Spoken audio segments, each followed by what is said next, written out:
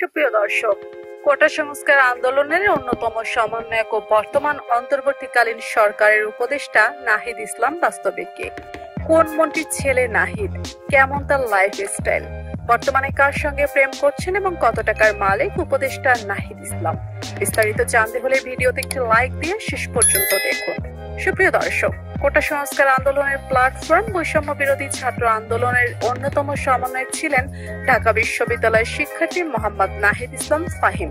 মাত্র ২৬ বছর বয়সে জাতির কাণ্ডারি হয়ে স্বৈরাচারের কবল থেকে ১৬ কোটি জনগণকে মুক্ত করেছেন তিনি। মুক্তিদাতা হয়ে উঠেছেন বাংলাদেশের মানুষের কাছে। শেখ হাসিনা সরকারের পতনে গুরুত্বপূর্ণ ভূমিকা পালন করা এই নাহিদ ইসলাম কিভাবে সাধারণ আন্দোলনকারী থেকে অন্তর্বর্তীকালীন সরকারের উপদেষ্টা হলেন, চলুন জেনে নেই। মিষ্টভাষী ও মিশুক প্রকৃতির যুবক নাহিদ বক্তব্য দানে বেশ পটীয়সী। কর্মসূচির নাম নির্ধারণে বেশ বৈচিত্র্য দেখিয়েছেন তিনি।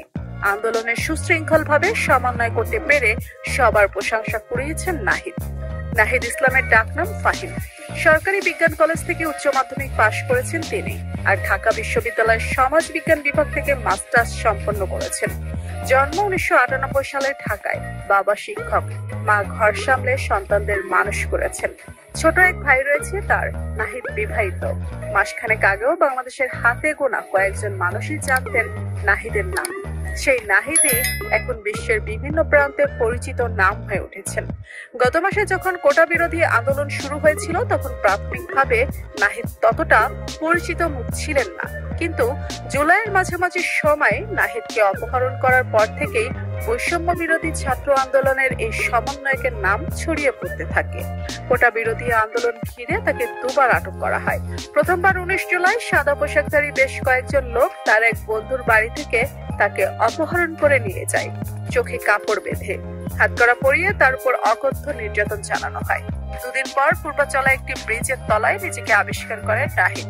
এরপর নিজেই কোনো রকমে একটি রিক্সা উঠে বাড়িতে ফেরেন। দ্বিতীয়বার ২৬ জুলাই ধানমন্ডির গণস্বাস্থ্য নগর হাসপাতাল থেকে তাকে অপহরণ করা হয়। পরে স্বরাষ্ট্রমন্ত্রী ও সাবেক ডিবি প্রধান হারুন জানান নিরাপত্তার স্বার্থে তাকে হেফাজতে নেওয়া হয়েছে। আন্দোলনকারী ছাড়াও নাহিদ ইসলামের রয়েছে রাজনৈতিক পরিচয়।